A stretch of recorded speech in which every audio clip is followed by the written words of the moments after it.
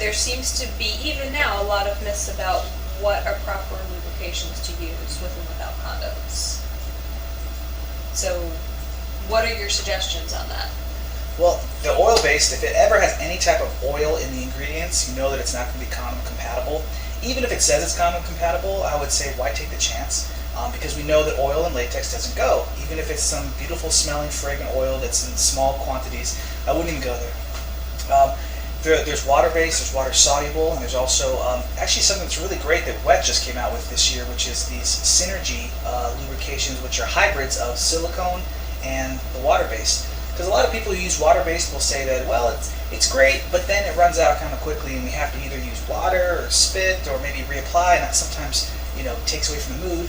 Or if people aren't communicating well, sometimes let's say a female is in a receptive sexual position, she may feel the lubrication has ran out, but she may not vocalize it to her partner. And if her partner's having sex, he may have a condom on, he may not, but he may not know. He might not know, yeah. And he can hear her pants and her screams and think that's a good thing and go faster. And all of a sudden they're in this disconnecting moment of, pain is not so fun. Oh, and then I think sometimes her thought might be, okay, if we just do this quick, it'll be done. And then that'll be, and then the pain will be over, and I don't have to do this anymore. Yeah. As opposed to, can we just pause 1 second and a little bit more before we? And look at the dynamics that we're creating. We're creating this miscommunication. We're creating this idea of trying to hide things. We're taking our the psychosexual kind of arousal out of our minds, and we're putting it more on the focus of pain or getting it over quicker. We're taking away from the pleasure of it. And going back to the lubes also. They actually have lubes that are for more sensitive women too, that I think is something that we have to all take into consideration a bit more, because more and more condoms are made with different fragrances and different scents and smells and menthols and these L-arginines and all these little things that are supposed to enhance sexual pleasure, but for a lot of women they're getting reactions to it. So they do have organic lubes, which are made from all natural organic materials. They are glycerin or paraben free, which those are the two main culprits for a lot of women with their insensitivity. But here's another piece, is that the organics run out very quickly. They're not very slick, and so that's a lot of reapplications. And then there's women who are silicone insensitive, and there's women who are water-based insensitive without the glycerin. And there are men and women who are allergic to latex. And latex too, yeah. And there's actually a new study that came out that a small percentage of men, it's about 1 in 1,000, are actually allergic to their own semen. Well, I knew that women could be allergic to a man's semen, or he could be allergic to her vaginal fluids. Right. So we're finding out a lot of great information in the last 5-7 years about things that have nothing to do with the sex toy industry. It's purely about just we're not really responding very well to each other's bodies. And yeah, I remember reading a study that was trying to say that maybe the allergy reaction to a partner's sexual fluids was sort of this fail-safe that your genetics don't line up. So in order to keep you from reproducing together, your body's saying, no, you don't take these. don't put these near each other because they're not good. There are so many. So it's an interesting idea. Yeah, and there's so many different fields that you might think they're separate. Oh, we don't the evolutionary psychology field and the medical field and the genetics field, but really it's this huge interconnected web.